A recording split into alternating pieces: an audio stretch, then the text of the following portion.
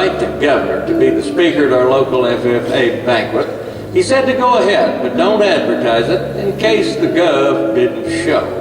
We sent out invitations to all the school board, principal, and other dignitaries, but most declined. They had other things to do. The day before the banquet, the governor confirmed. It came out in the paper. Suddenly, the local dignitaries were calling, trying to get tickets. Overnight, they had developed a sincere interest in the FFA. I like to think it was one of Rupert's finest hours. For all you dedicated VOAG teachers, I salute you. But I remind you that you're in a position to shape young people's lives, like mine. It's no small responsibility. And to Mr. Mansell, from all us ex-reporters, green hands, state farmers, soil judges, girls and boys, if we ever amount to anything, you had a hand in it. Yep, you, there by the alley.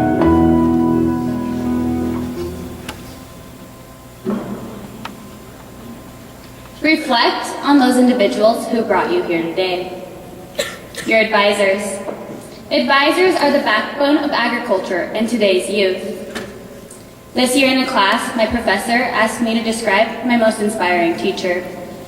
I began to list good communicators, kind, friendly, and always there for you. After making this list, I realized I was describing my ag advisors. Advisors put in many long hours to get you here at state so you are prepared to compete in your contests. An advisor often goes unrecognized. It is important to remember to thank your advisors for all that they do. The advisor is stationed by the owl because whether it's true or not, they always have something to say. They're full of wisdom. It is important to remember our advisors influence us, and they are always influenced. Today we are lucky to have Mr. Contop from the Ruby Mountain FFA chapter here to tell us about his mentor.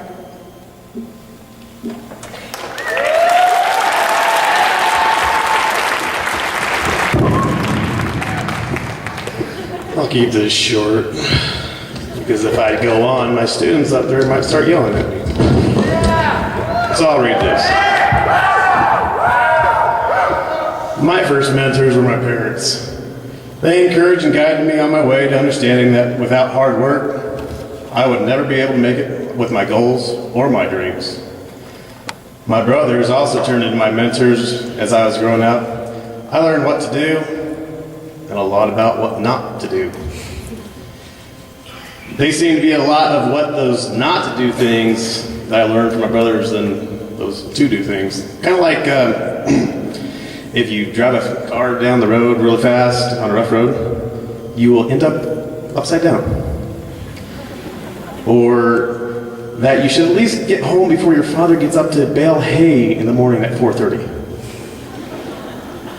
After seeing my brother's actions, I found that mentors were popping up all around me.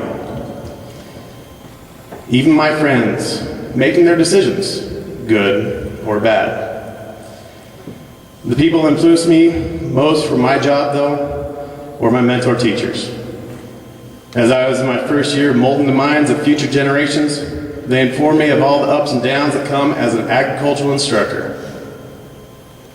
This is what they left me with. Learn from your mistakes, and then go out and teach from them. Now my mentors are my students, my family, my friends, and most of all, myself.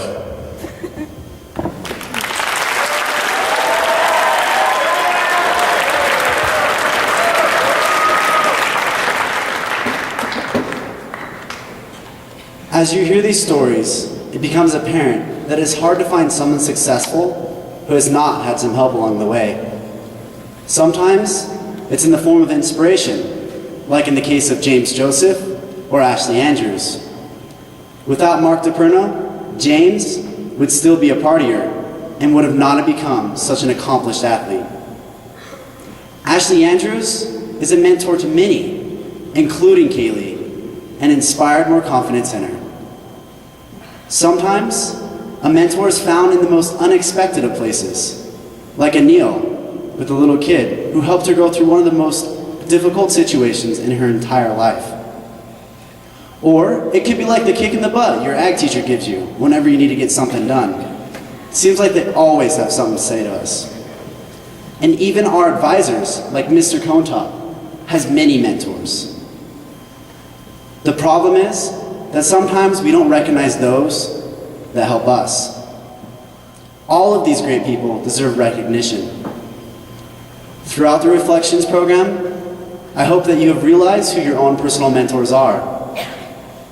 Take a moment to think about what they have done for you, and be sure to thank them for all their hard work and dedication they have given you so that you can succeed and will continue to succeed in the future. Thank you.